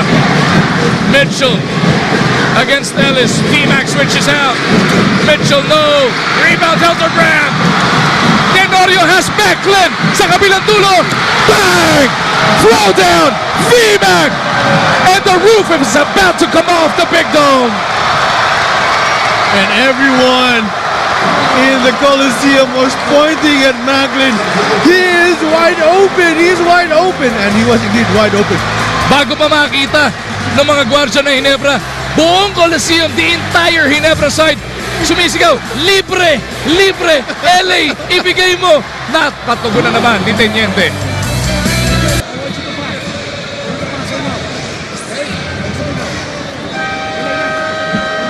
Back inside the Smart Araneta Coliseum for the final 2:46 of game number 4. Talk and text looking to book a return trip to the finals. Pero ang Barangay Ginebra looking to book a game this coming Sunday, which will be sudden death between these two imports. Ibang klase, no? We are getting all our pennies worth out of these two imports, Coach Jonas. And rightly so, because right now, TNT actually needs more of Tony Mitchell because of the lack of Jimmy Alapag, Jared Dillinger, and si Kelly Williams for him to perform well. You know, this is a really big plus for TNT. Pocket text down by 2. Castro gets into De Ocampo. Kasama nila sina Peak, Mitchell, and Fonasher. De Ocampo against Hatfield at the block. He spins. He passes to the wrong man. Hildebrand takes it away. 3-on-2. JJ loses it. And the ball will go back Ouch! to TNT. Sayang, yun ang sinasabi ko na it's better off taking a shot than turning the ball over. So Talking Text with another crack at a deadlock. Maybe even take the lead with a 3. They go to Mitchell. 43 puntos na po ang ginagawa ng mamang yan. Ellis tasked to stop him. Peak will offer. And right now, Macklin needs to just spy this guy. Mitchell puts it up. No! Tenorio rebound. And Tenorio settling things down at the 2-minute warning. Ginebra shooting for a 2-possession lead. LA wants them to settle down. They want to go back to the block. Macklin contra Peak. They go cross court. LA for 3. No! Rebound Mitchell. And he's off and running. That would have been huge. Mitchell runs into a brick wall. Ellison Hildebrand right there to stop him on his tracks. Well, and LA would like to get that shot back. And I know definitely he's not going to pass up or he's not going to miss his next shot. Macklin at the post. Same play. This time he spins baseline. Loses that leather. Pocketec's on the run. Mitchell against Ellis and he is wrapped up. Oh, and Mitchell shoves him out of bounds as Ellis gave up the foul. That is why you cannot turn the ball over if you are Ginebra going up against Talk and Text because he's just going to run. And LA Tenorio giving Tony Mitchell a piece of his mind. Hindi niya nagustuhan na nagpabaon pa ng siko. Etong si Mitchell.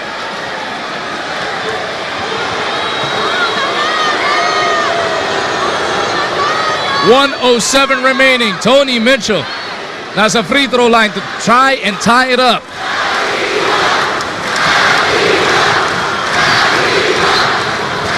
You can hear them, the crowd chanting for MC47. Kagiwa time to, 67 seconds remaining.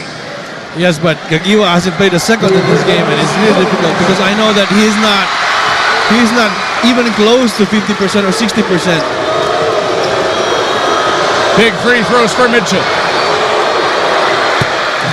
Calmly sinking the first. 18 of 24 from that 15-foot line atong import ng tropa.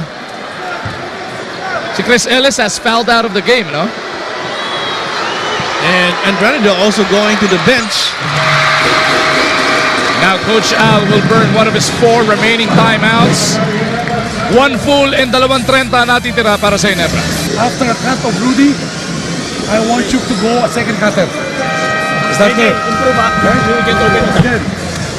After a pass, hey, watch out for the ball, huh? Good cut.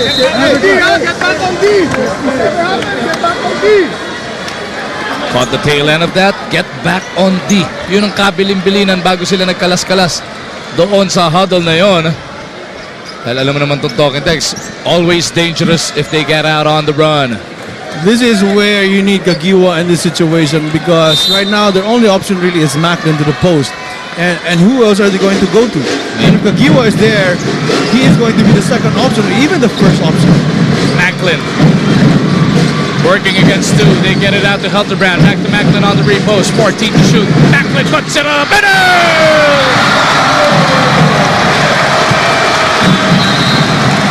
Vernon Macklin taking on all comers there. Goes glass, 37 big points, Coach Jolas. And he doesn't even have the energy to celebrate his big bucket.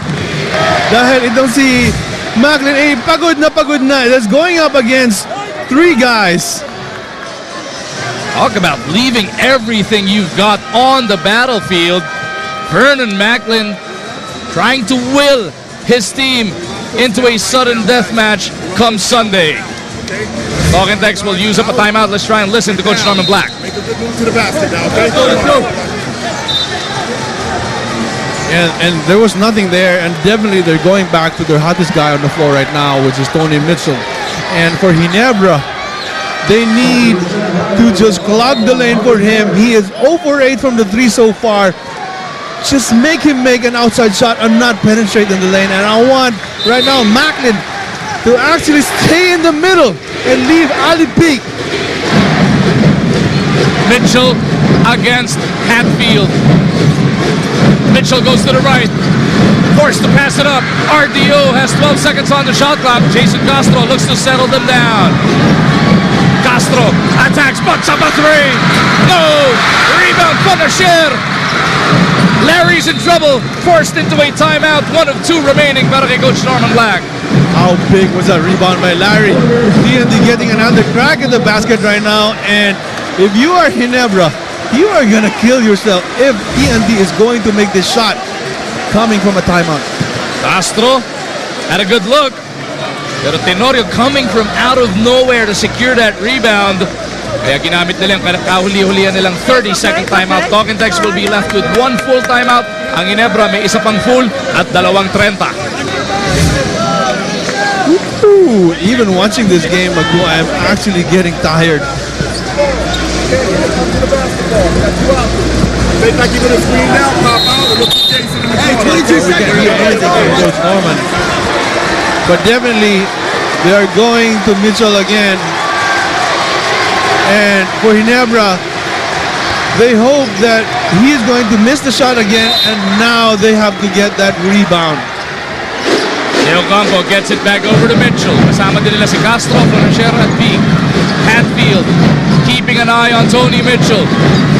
Mitchell hesitates, takes it to the rack, puts it up and out. Macklin for the rebound. Talkatex has to foul. Teniente Tenorio will be trooping to the line for 2 shots with Ginebra up by 2 points. What an improbable win if Ginebra wins this game tonight. And this is all about guts and Rudy. All of his 34 years old guarding a 23-year-old. Pero Tenorio has to make both to make it a 2-possession lead para sa Ginebra. Teniente at the line. He only needs to make 1. Oh, the first one rattles home. That's good enough for a 3-point lead. 1 more ang dasal ni Coach Alchua.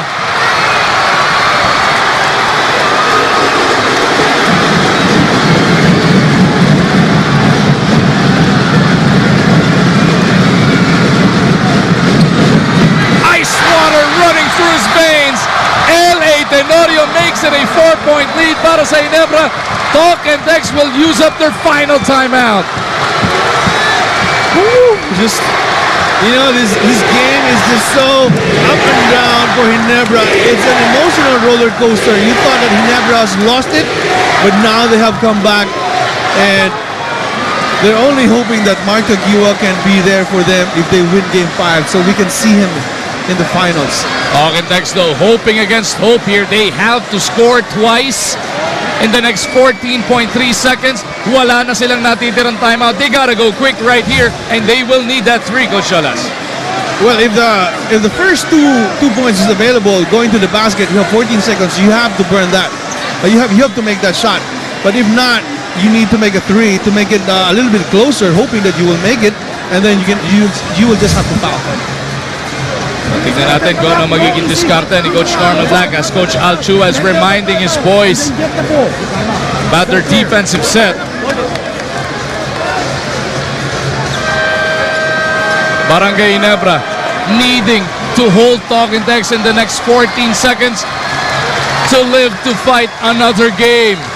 Believe it or not, Magu, the crucial substitution there for Ginebra was Al Francis Chua selecting Rudy Hatfield to play defense on Ranidel for the whole 3 minutes, or the last 3 minutes of the fourth quarter, and having Ranidel de Ocampo beat for his points and actually forced de Ocampo to make a couple of turnovers.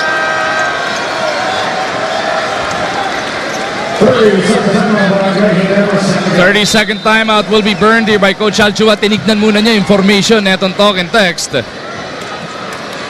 Tandaan natin, meron ding familiarity factor, Coach Norman Black and Coach Alchua. They have worked together back in the day at Santa Lucia. Yeah, you could say that. Pero right now, everything has really changed because the game has really changed a lot from the time that they were together with Santa Lucia, and they're running a different system now, different set of players, and the game now is actually faster than before. But then again, I don't know if he can predict what Norman will do, but right now we can predict what he will do.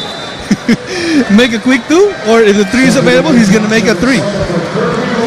Urbistondo pumasok para kay Kirby Raimundo. Looks like Barangay Ginebra will be switching everything here.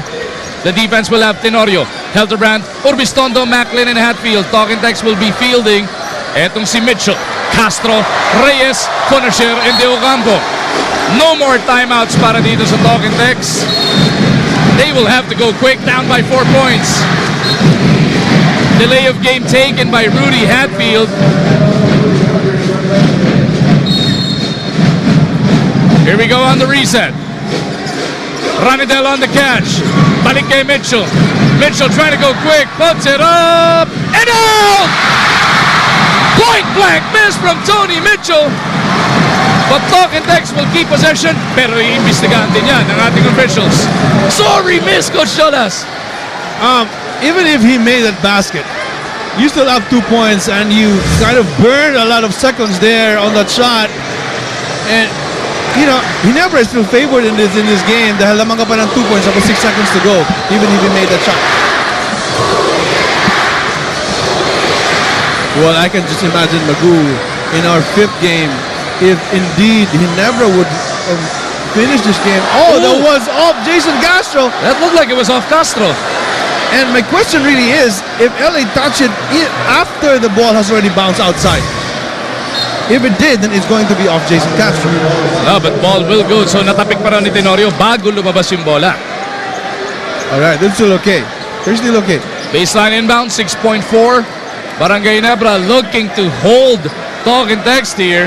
Anxious moments inside the Big Dome. Larry for a 3. Wala. That'll do it as Reyes puts it in. 2.9 remain. Talk and Text still hoping against hope here. Kaya gustong manigurado ng Barangay Ginebra, burning one of their 2 remaining timeouts. Yeah, even if LA threw that pass all the way to the backcourt, and TND was able to recover that ball, wala na rin ng bola to bring it over. No more timeout and 2.9 seconds. Take another look at that last sequence, Coach Jolas. Fonacier with Hatfield again, all over him. And the impact of Rudy in this game tonight is, what's the word? Unquantifiable in terms of the stats, because it does not really show in the stats. He only has 2 points, but the hustle is just grabe yung pinakita ni Rudy, and even the stop that he made on the crucial situation on Ranido. Hustle. And yeah, and stops on Mitchell on that shot. And right now, if there's really one guy that we need to give the best player award to, other than Macklin, is Rudy Hatfield. Hustle, energy, defense, and inspiration provided by the H-bomb here. But Barangay Ginebra will need to get a clean inbound. And Talking Text will be forced to foul. Wala nang ball hugging with only 2.9 remaining. They cannot force that ball hugging That's right. violation. So they just need to get it inbounds. They go to Raimundo, and he will be fouled by Jason Castro. So si Kirby ang matetesting dito. One free throw made will mean ang pinakamasamang mangyayari makamilagron tres ang Tok for overtime. 2 free throws made might seal it dahil wala ng timeout. Ang Tok hindi na nila ma-advance ang bola. And that's good. Even if he misses this one, and the probability of making a Hail Mary shot is really difficult. And then if you make it, I think it's better off that he makes it. Raimundo 4 for 4 so far. Mintis yung pangalawa. Pero it is bothered by Tenorio, and that'll do it. Barangay Ginebra will live to fight another game day. 104-101 your final score. What a gritty stand, Coach Jolas. They left everything they had on the floor. And it took everything, every ounce of effort and energy on the part of Ginebra, because right now Macklin is so sore, he cannot believe how tired he is, and you have to give it to Ginebra for fighting back. 104-101 is your final score. Barangay Ginebra forces sudden death this coming Mother's Day Sunday. And it's going to be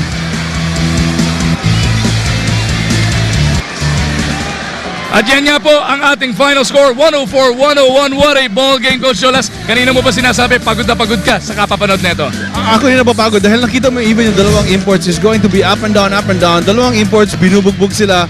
Every time they go down the floor, there's always somebody hitting them on the side, on the back, in the front. And it's just rightful that we give our best player for this game for Vernon Macklin. The hero of the day para sa buong barangay, none other than Vernon Macklin. 37 points, 12 rebounds, VMAC. But I want to ask you about the physicality of this particular game. You even lost your cool there for a minute. Yeah, it was very physical. I like physical games, but when you start playing dirty, it's a different story. I'm not going to tolerate guys hitting me with my nuts on off plays, so that's why I got a little physical, and I had to take matters in my own hands. But it was the wrong thing to do, and I'm just glad we came out and got this win. And next time I won't do nothing like this. I just go out there and play hard and just defend for my team and not worry about retaliating. I thought for a while there, Vernon, that you were going to be thrown out of the game because that was a pretty strong shove that you gave to Ryan. I knew that he did something really stupid there. That's why you just reacted the way you did. But I just want to give you credit for going all out tonight. Thank you, thank you. Vernon, here's your chance to invite again the thousands in attendance right now and the millions across the islands this coming Sunday. You are going to be rocking the Big Dome again. Yeah, we're going to come out here and play hard. It's going to be another physical game, and I'm glad all the fans came out again and showed love for us. Keep coming out and showing love for us. We'll keep playing hard for you guys. Congratulations once again, Vernon, and congratulations to Barangay Ginebra. Sunday is going to be D-Day, Coach Jolas. I don't want to miss that game on Sunday. And we had 23,000 people watching our third game last Wednesday. And I'm expecting the same kind of crowd that's going to show I up can this imagine Sunday. what goes down this coming Mother's Day. Tapos na po kami dito sa loob ng Big Dome, but the Active Center is coming up. Sa ngalan ng aking partner, The Truth, Coach Jojo Lastimosa, Jessica Mendoza, our courtside reporter, director nating si Francis Supilio, at producer na si Randy Victoria. Magumarjan po, nagpapasalamat sa inyong panonood. This has been a Sports 5 production of the PBA on Active.